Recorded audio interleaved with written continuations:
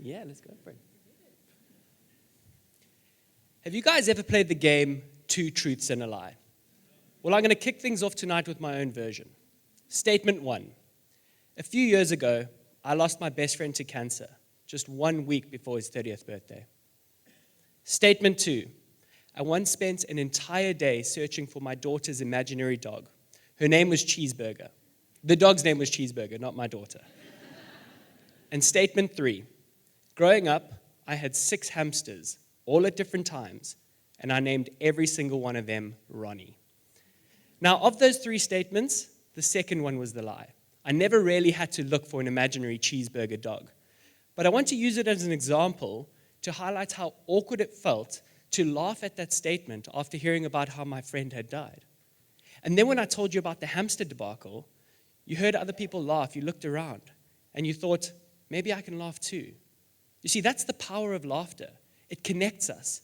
It changes negative emotions. It gives us perspective. And we've all been there. We've all lived through the messiness of life. And we laugh through it. And I'm here to tell you that that's a good thing. You see, laughter is a fantastic survival tool. We don't laugh to hide pain or discomfort. We laugh because of it. Woody Allen once said, tragedy plus time equals comedy. Now, I want you to think back to a tragic event in your life. It's probably a little bit easier to talk about it today than when the day it first happened. And if you're lucky, maybe when you retell that story, you tell it with a bit of a comedic spin. Don't feel guilty about that. You see, that's your brain working its magic. It's your brain healing through laughter. And I want to tell you my story that at the time felt deeply traumatic. When I was 16 years old, I met the most beautiful girl in the world. And I invited her over to my parents' house for one of our first dates to cook her a home-cooked lasagna meal. Now, at that time in my life, I thought lasagna was a type of dish, meaty, cheesy, delicious. So I bought a box of lasagna, and I took it home. And when she arrived, I wanted to show off my cooking skills. And I opened this box of lasagna to find out that lasagna was a type of pasta, not a dish. I just had pasta sheets, so I was mortified. I thought I had absolutely blown it. There was nothing funny about it at the time. I ended up having to make egg on toast as a replacement. I thought, this is the one, and I'm blowing my chances. But I had a trick up my sleeve. You see, I knew she loved ice cream. And I knew, because I was a good listener, that her favorite ice cream in the world was Haagen-Dazs.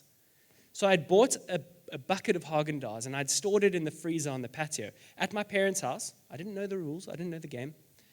And when I went to go get that ice cream, I had realized that that freezer wasn't plugged in. So when I grabbed the bucket of ice cream, it was completely melted. And I thought, oh man, this can't go any worse. So I poured the ice cream out, and I made milkshakes for both of us. And at the night time, I thought, this night is such a fail. It felt like there was no coming back from it. But I tell this story because I didn't see through it at the time, but as time passed, it softened the edges of what felt really debilitating. And there's a happy ending to that story because I ended up marrying that girl, and together we have a beautiful family. Although I still can't order lasagna at a restaurant without getting the sweats. So that'll live with me forever. But you know, there's actually a science behind why we laugh. And me being a scientist at heart, I want to understand why, how. You see, when we look at trauma counseling, there's 2 main things we want to achieve. Number 1, we need to reduce the anxiety we feel around the events that have happened to us. And number 2, we need to feel better about ourselves. We need to see the silver lining. What purpose did we have? And there was a study that came out that showed when we laugh, we actually reduce the amount of stress hormones our bodies produce, adrenaline and cortisol. So we feel less stressed, we feel less anxious. Imagine everyone sitting here tonight, what we would do to feel less anxious. Just laugh. We also found from a Stanford University study that when we laugh, we increase the amount of happy hormones, dopamine, endorphins. And not only do we increase them, we increase their body's ability to use them. So now we've got more. What a lot I got. So that feels great. We feel happy and we feel less anxious. And if I were to look in your brains right now, I would find things called mirror neurons. These are nerves that are dedicated to mimicking other people's emotions, empathy neurons. And we've found through studies that when we see or hear someone laugh, Before we even know or register that we're doing it, or they're doing it, our body's preparing us to laugh. So laughter is not just about being funny, it's about context. It's about empathy. But laughter's also got everyone here into trouble before. Awkward laughter. Why do sometimes we laugh when we shouldn't? Well, that's due to something called the incongruous effect. Our brain is always trying to think ahead, in expectation. And when that reality is violated, we laugh. Here's an example through a joke. My wife and I sat down last night and decided we didn't want children. It's going to be pretty awkward when we have to tell our son that in the morning. Now, you don't laugh at that because you've got a sick, twisted sense of humor. You laugh because you thought it was going one way, and then you were deceived. So you laugh because you feel overwhelmed. And Sigmund Freud put it nicely. He said, laughter is the nervous system's release valve. We don't laugh because we find things funny. We laugh because we feel overwhelmed. We laugh to soften the edges of discomfort. It's okay to laugh. And I want to tell you this, everyone sitting here tonight, don't be ashamed to laugh.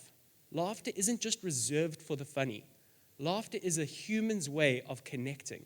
It's a human's way of showing empathy. It's a human's way of healing. And next time life throws you a curveball, let's say your car won't start or you reply all to a company-wide email, ask yourself this, it's the laugh test. Will this be funny in the future? If the answer is yes, congratulations. You're just one step ahead of the game. Because to laugh is human. Life's not about being perfect. It's about telling a good story. Thank you. Thank you so much. Yeah.